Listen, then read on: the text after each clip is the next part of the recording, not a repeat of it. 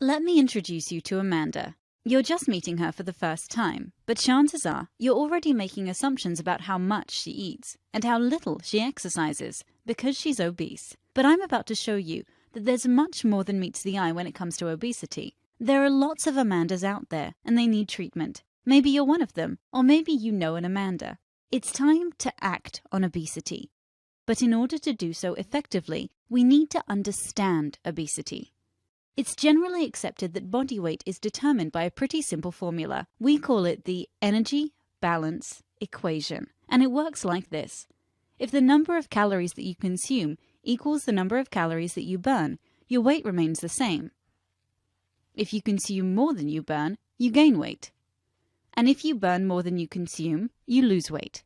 Most people think that those of us who properly manage our energy balance remain lean, whereas those of us, like Amanda, who eat too much and exercise too little, become obese. We view obesity as a lifestyle choice, and the cure for it is simple: eat less and exercise more.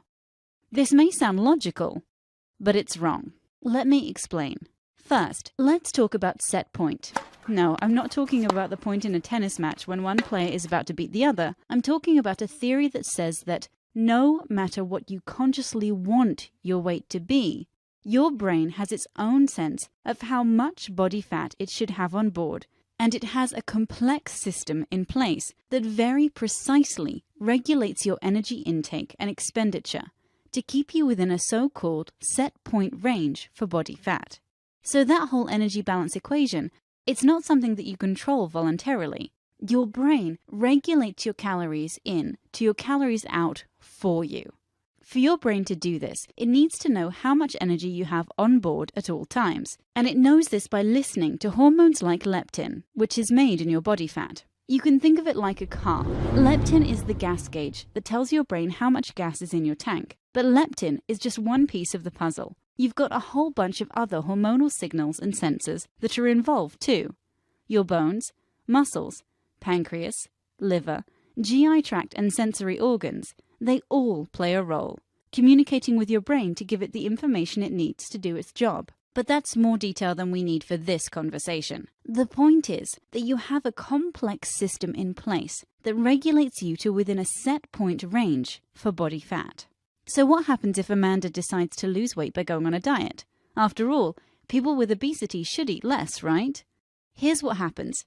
She loses weight, but her hormone levels change. Her brain hears this, and it starts acting to restore whatever body fat she's lost. She feels hungrier, and although she doesn't know it, she's also burning fewer calories than before. You see, set point is usually a one-way street. Once it's been elevated, the brain works to defend it, just as vigorously as it would a lower set point. Amanda's brain doesn't know that she needs to lose weight. It only knows to defend her current set point.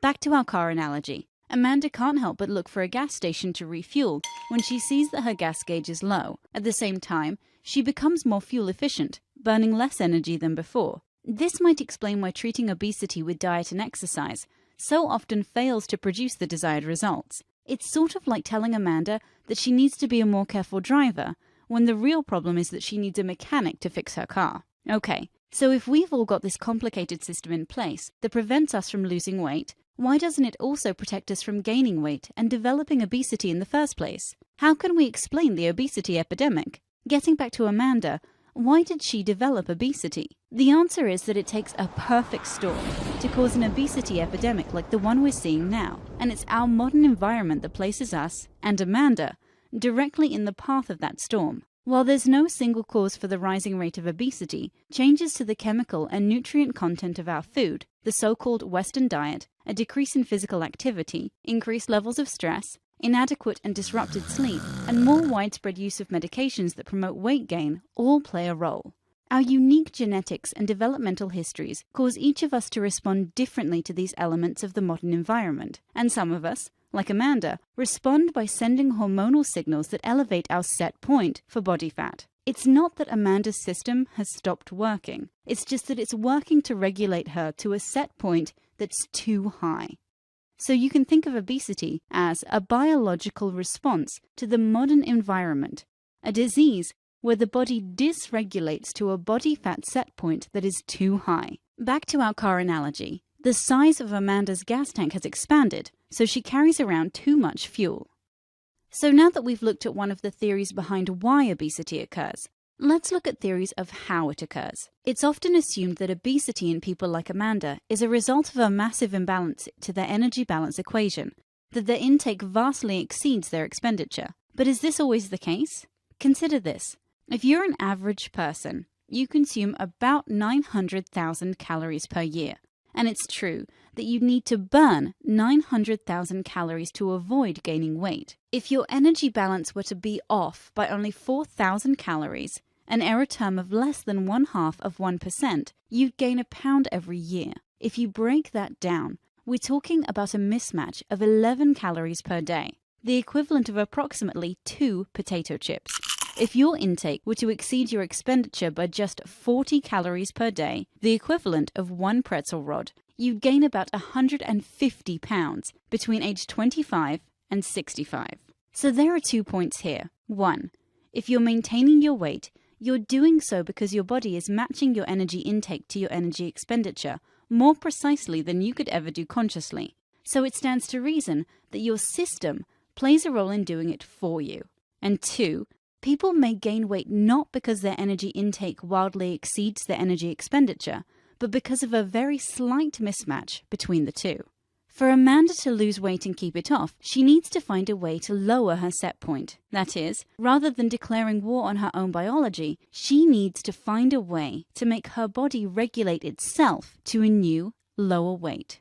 One option for Amanda to consider is bariatric surgery. In study after study, it's been shown to be the most effective long-term treatment of obesity. But how bariatric surgery works is often misunderstood. Most people, even many doctors, think of bariatric surgery in terms of restriction or malabsorption. It's a reasonable assumption that surgery would work in these ways. After all, the procedures usually consist of some combination of altering stomach anatomy to be smaller, which you'd think would restrict the amount of food that you'd be able to eat, and rerouting the GI tract in a way that you'd think would make you fail to absorb the calories that you do eat. But new research suggests that certain types of bariatric surgery, for example, gastric bypass, sleeve gastrectomy, and duodenal switch, affect the signals between the brain and the body to decrease appetite, increase feelings of fullness, increase metabolism, and even encourage preferences for healthier food. Surgery may change the set point for body fat. It's like the anti-diet. Instead of fighting the set point like a diet does, surgery may recalibrate it, and the hormones that stimulate weight gain when a person diets do the exact opposite after surgery as the body regulates itself to the new lower set point. So here are 3 things you can take away from all of this. 1. Energy balance is complex and highly regulated. 2. Obesity is a disease where the complex system that regulates body fat may dysregulate to a set point that is too high. 3. Bariatric surgery may work by changing the signals that regulate body fat set point, enabling patients to successfully lose weight and keep it off. It's time to reshape the conversation about obesity. It's time to look past diet and exercise as the only treatment solutions. It's time to act on obesity. And now that you've been educated, here's a simple way for you to act. Share this video.